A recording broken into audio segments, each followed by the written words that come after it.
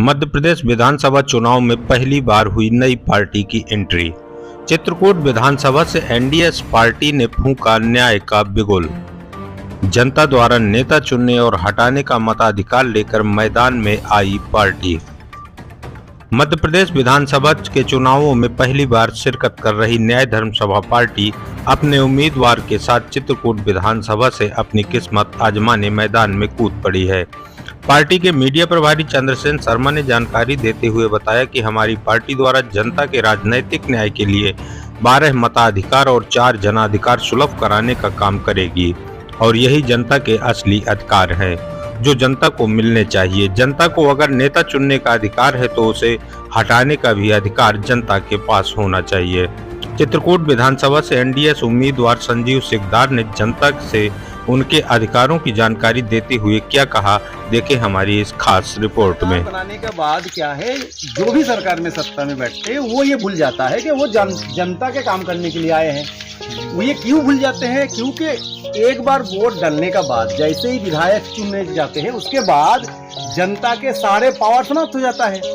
जनता vote दे दिया, 5 साल आप जनता कुछ नहीं कर सकता है। तो इसीलिए न्याय धर्म सभा ये बता रहे हैं कि जनता के पास नेता को जीतने के बाद भी उसको अगर हटाने का भी वोटिंग पावर रहे कि विधान नेता अगर काम ना करे तो उसको जो है क्या है उसके पद से हटा दिया जाए।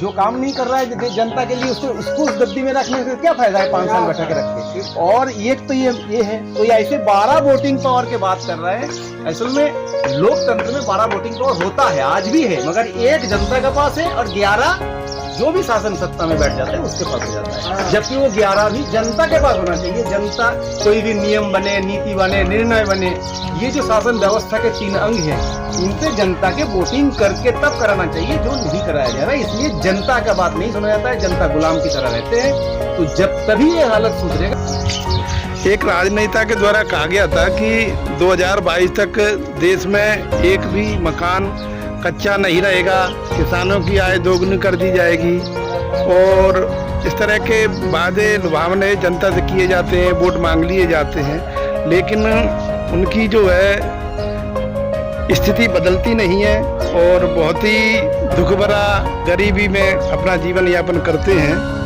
और तो जनता ऐसे लोगों को कैसे नियंत्रित कर सकती है? अगर न्याय धर्म सभा सत्ता में आती है तो वो कितने समय में इन लोगों की गरीबी को जो है दूर कर सकती है? जी। न्याय धर्म सभा का सरकार बनते ही एक ही दिन में, पहले ही दिन जनता के हाथ में पहले 12 वोटिंग पावर दिए जाएंगे, जिससे सभी नियम, नीति, निर्णय, देश में क्या बनना है, कहाँ सड़क बनना है, कहाँ ब्रिज बनना है, कहाँ पे विद्यालय बनना है, कहाँ पे क्या होना है, सारे नियम, नीति, निर्णय जनता के वोटिंग से पारित खरीद किए जाएंगे। इससे क्या होगा, जनता मालिक हो जाएंगे और सारे काम जनहित का होना चालू हो जाएगा। और ये बहुत आसानी से किया जा सकता है। राजनीतिक न्याय के तहत संविधान में ये लिखा हुआ है, मगर जनता को ये प्राप्त नहीं है। इसी के